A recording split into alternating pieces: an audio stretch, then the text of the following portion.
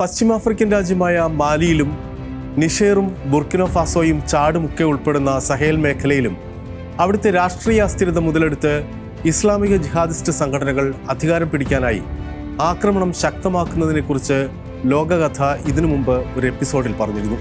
അൽ-ഖൈദ ബന്ധമുള്ള ജമാഅത്ത് നുസ്രത്ത് അൽ ഇസ്ലാം വൽ മുസ്ലിമീൻ എന്ന സംഘടനയാണ് മാലിയിലും സമീപ മേഖലകളിലും സായുധ നീക്കം നടത്തുന്നത്. മാലിയിൽ സിമന്റ് ഫാക്ടറിയിൽ ജോലി ചെയ്തിരുന്ന 3 ഇന്ത്യക്കാരെ സായുധ സംഘം തട്ടിക്കൊണ്ടുപോയതോടെയാണ് ഒരിക്കൽ കൂടി മാലിയിലെ രാഷ്ട്രീയ സാഹചര്യത്തിലേക്ക് ശ്രദ്ധ തിരിക്കേണ്ടി വരുന്നത്.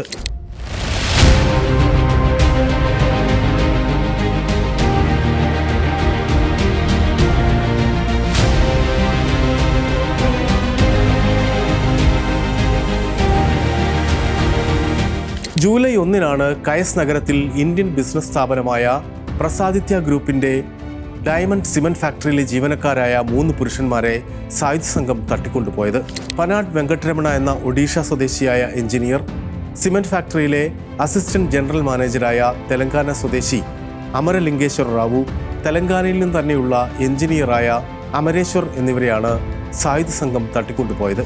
സായുധരായ ഒരു കൂട്ടം ആളുകൾ ബലമായി അവരെ തട്ടിക്കൊണ്ടുപോയി എന്നായിരുന്നു ഇന്ത്യയുടെ വിദേശകാര്യ മന്ത്രാലയം അറിയിച്ചത്. കണക്കുകൾ അനുസരിച്ച് 400ഓളം ഇന്ത്യക്കാരാണ് മാലിയിലുള്ളത്. 1990കൾ മുതൽ ഇന്ത്യക്ക് മാലിയുമായി വ്യാപാര ബന്ധമുണ്ട്.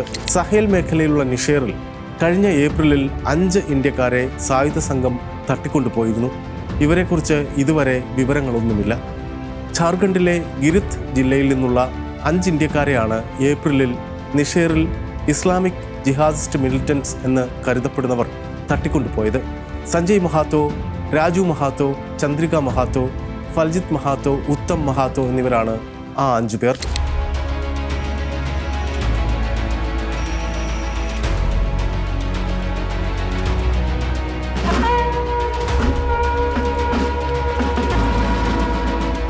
ആഫ്രിക്കൻ ഭൂഖണ്ഡത്തിലെ 8ാമത്തെ ഏറ്റവും വലിയ രാജ്യമാണ് മാലി. ആഗോള ഭീകരതയുടെ പ്രഭവ കേന്ദ്രമെന്നാണ് ആഗോള ഭീകരതാ സൂചിക മാലിയെ വിശേഷിപ്പിക്കുന്നത്. മാലിയിൽ ജീവിക്കുന്ന ഇന്ത്യക്കാരോട് അതീവ ജാഗ്രത പുലർത്താൻ വിദേശകാര്യ മന്ത്രാലയം ആവശ്യപ്പെട്ടിട്ടുണ്ട്. മാലി തലസ്ഥാനമായ ബമാക്കോയിലുള്ള ഇന്ത്യൻ എംബസിയുമായി നിരന്തര സംഘർഷം പുലർത്താനും വിദേശകാര്യ മന്ത്രാലയം ആവശ്യപ്പെട്ടിട്ടുണ്ട്. ഇന്ത്യക്കാരെ തട്ടിക്കൊണ്ടുപോയ അതേ ദിവസം മാലിയിൽ പലയിടങ്ങളിലായി സൈനിക കേന്ദ്രങ്ങൾക്ക് നേരെ ജിഹാദിസ്റ്റ് സംഘങ്ങൾ ആക്രമണങ്ങൾ നടത്തിയിരുന്നു. ഇന്ത്യക്കാരെ തട്ടിക്കൊണ്ടുപോയ സംഭവത്തോടെ ആഫ്രിക്കയിൽ എങ്ങുമുള്ള ഇന്ത്യക്കാർ ഭീതിയിലാണ്.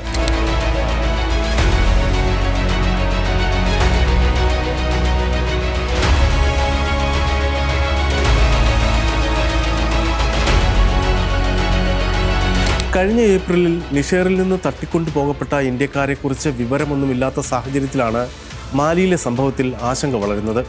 നാട്ടിലെ പ്രതിസന്ധികൾ മൂലമാണ് തുച്ഛമായ വേതനത്തിന് മാലിയിലെ ജോലിക്കായി അവർ പോയതെന്നാണ് അവരുടെ കുടുംബാംഗങ്ങൾ പറയുന്നത്. 2020-21 കാലത്തെ അട്ടിമറികൾക്ക് ശേഷം മാലി ലഫ്റ്റനന്റ് കേണൽ അസീമി ഗോയിറ്റയുടെ നേതൃത്വത്തിൽ പട്ടാള ഭരണത്തിലാണ്.